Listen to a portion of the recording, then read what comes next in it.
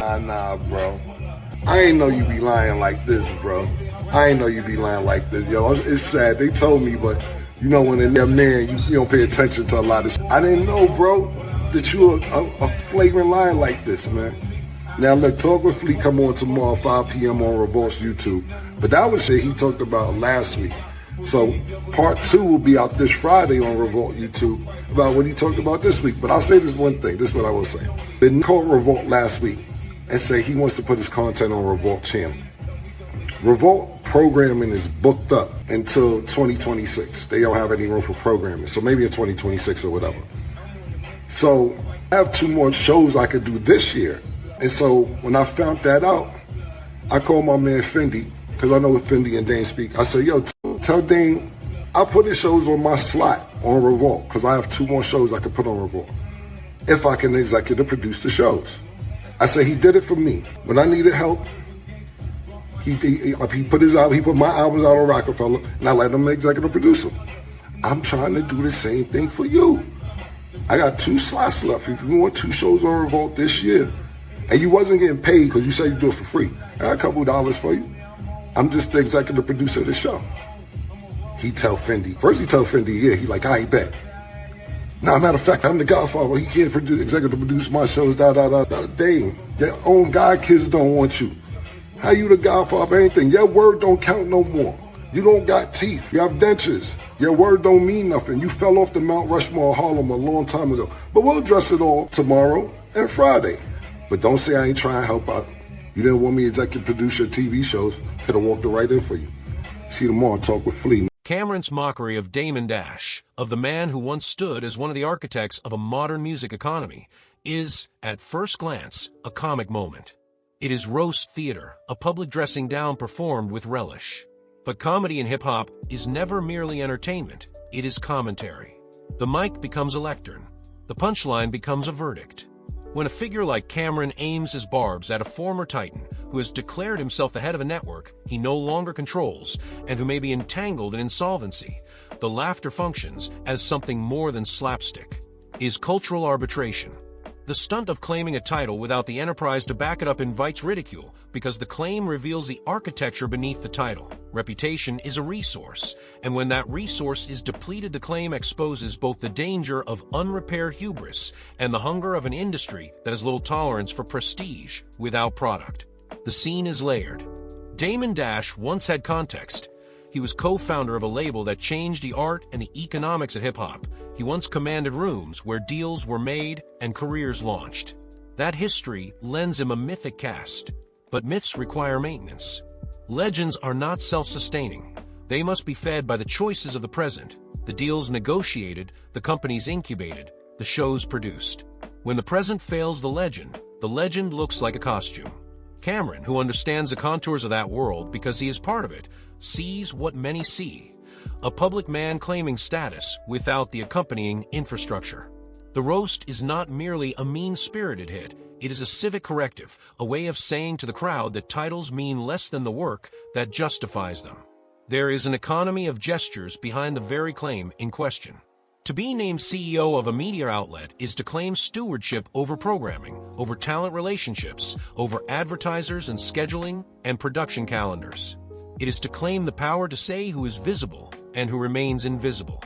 When the programming calendar is full for years in advance, when slots are allocated, when producers are committed, then the claim of ownership without those obligations being fulfilled becomes odious. To say you will put shows on someone else's channel and then fail to deliver is not simply a scheduling error. It is a misrepresentation of the very thing the industry prizes, reliability. The roast, therefore, is a method of repair. It repairs the social ledger.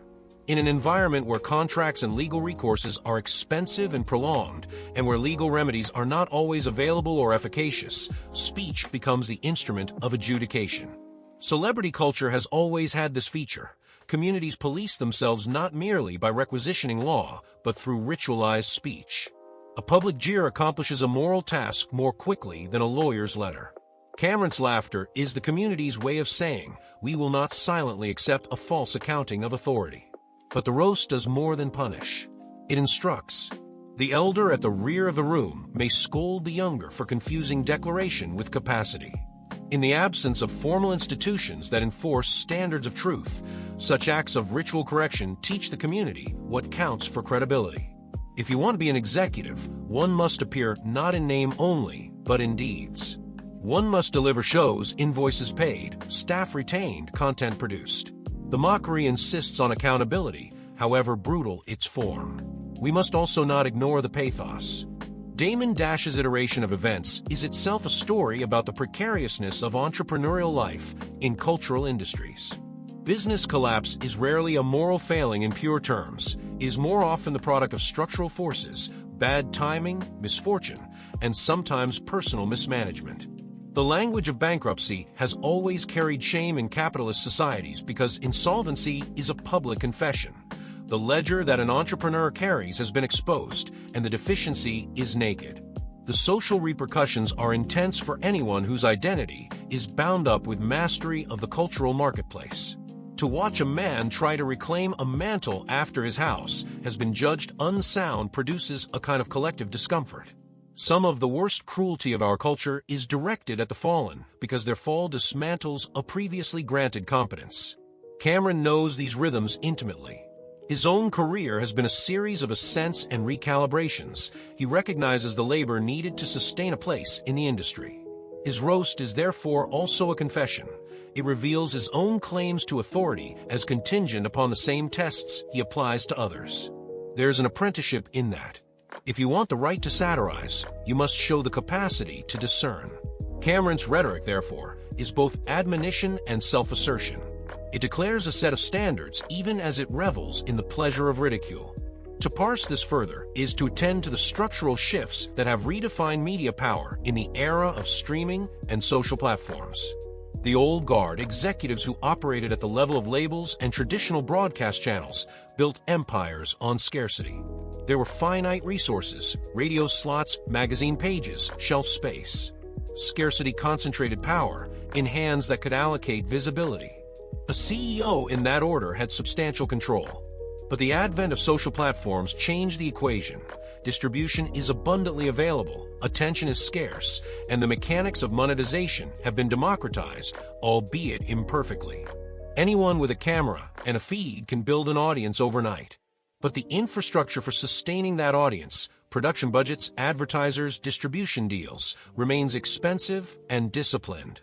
The new media era is thus hybrid. The capacity to speak loudly does not confer the capacity to build a durable enterprise. To claim an executive title in that environment without demonstrating the means to back it up is to confuse the aesthetics of presence with the mechanics of governance. What's more, the claim of CEO often functions as performance itself in the current landscape. The title is convertible into social capital, an assertion of seriousness that can unlock collaboration and grant a sheen of legitimacy. In a sense, the modern entrepreneur can, for a moment, leverage the title to open doors. But doors then quickly reveal whether the necessary keys exist. Cameron's jab about programming slots being full through 2026 is an explicit reminder of this infrastructural reality. You cannot conjure content where production calendars and committed talent already define the schedule. Such details matter because for an audience, the difference between a promise and a delivery is the truth of the medium.